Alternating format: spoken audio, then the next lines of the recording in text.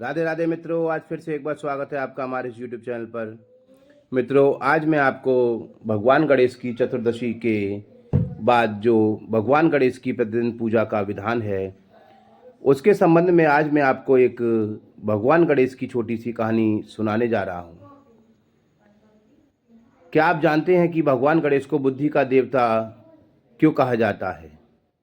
भगवान गणेश बुद्धि के देवता माने जाते हैं और इसका आशीर्वाद उनको किन से प्राप्त हुआ, अर्थात किन देवी देवताओं ने उनको बुद्धि के देवता के बारे में कहकर संबोधित किया।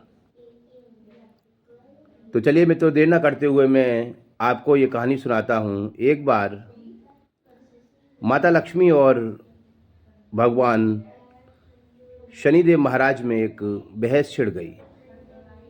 माता लक्ष्मी ने कहा कि मैं बड़ी हूँ, मैं अच्छी लगती हूँ, मैं महान हूँ।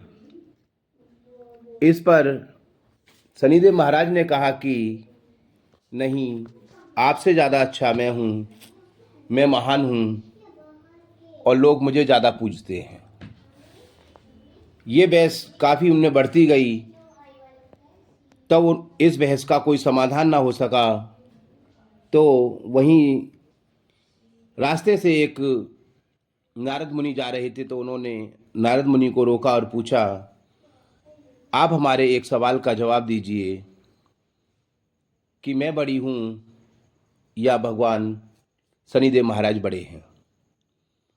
नारद मुनि ने सोचा कि यदि मैं माता लक्ष्मी को बताता हूँ तो शनिदेव महाराज की कुदृष्टि मुझ पर पड़ेगी, मुझे शनि की 7.5 और ढैया का शिकार होना पड़ेगा।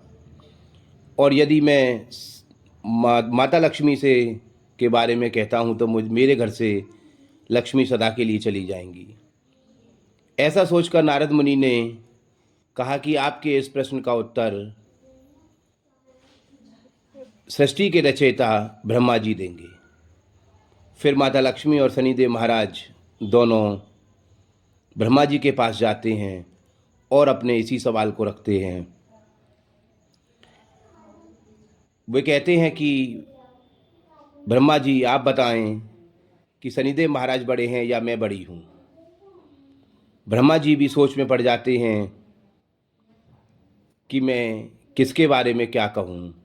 समझ में नहीं आ रहा था ब्रह्मा जी का कि वे क्या कहना चाहें, क्या कहें। आगे उन्होंने भी नारद मुनि की तरह ही कह दिया कि आप भगवान शिव के पास जाएं, वही आपके इस सवाल का उत्तर देंगे। वहाँ से वे दोनों ब्रह्मा जी के पास से भगवान शिव के कैलाश पर्वत जाते हैं और भगवान शिव से माता लक्ष्मी कहती हैं कि हमारे एक प्रश्न का आप उत्तर दीजिए कि संसार में मैं बड़ी हूँ या भगवान शनिदेव महाराज। भगवान शिव बहुत सोच समझकर कोई जवाब नहीं दे पाते और कहते हैं कि आप इसके लिए मेरे पुत्र गणेश के पास जाएं, शायद वो आपके इस सवाल का उत्तर दे सकते हैं। इसके बाद माता लक्ष्मी और भगवान शनिदेव महाराज दोनों भगवान गणेश के पास जाते हैं और भगवान गणेश के पास समक्ष इस सवाल को रखते हैं कि माता लक्ष्मी कहती हैं कि मैं बड़ी हूँ या शनिदेव महाराज। भगवान गणेश बहुत सोच विचार कर कहते हैं कि आप दोनों ही महान हैं, दोनों ही अच्छे हैं और इस ब्रह्मांड में दोनों ही आप बहुत पूजे जाते हैं। आप दोनों बराबर हैं, किंतु एक फ़र्क है कि माता लक्ष्मी आप आती हुई अच्छी लगती हैं और भगवान शनिदेव महाराज आप जाते हुए अच्छे लगते हैं। यह प्रश्न सुनकर दोनों ही देवी देवता बहुत प्रसन्न होते हैं और भगवान गणेश को भरपूर आशीर्वाद देते हैं और कहते हैं कि विश्व में जब भी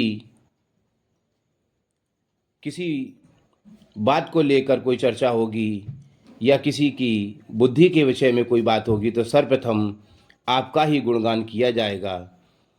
उस समय से लेके आज तक बुद्धि के देवता भगवान गणेश को ही माना जाता है।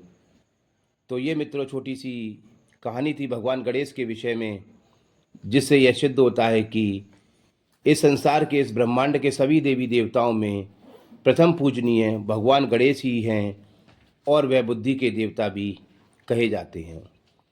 आपको ये मेरी कहानी अच्छी लगी हो तो कमेंट बॉक्स में अपने विचार अवश्य प्रस्तुत करना, और जो व्यक्ति मेरे चैनल पर पहली बार आए हैं वो मेरे चैनल को लाइक करना, सब्सक्राइब करना और कमेंट बॉक्स में हर हर महादेव अवश्य लिखना। धन्यवाद।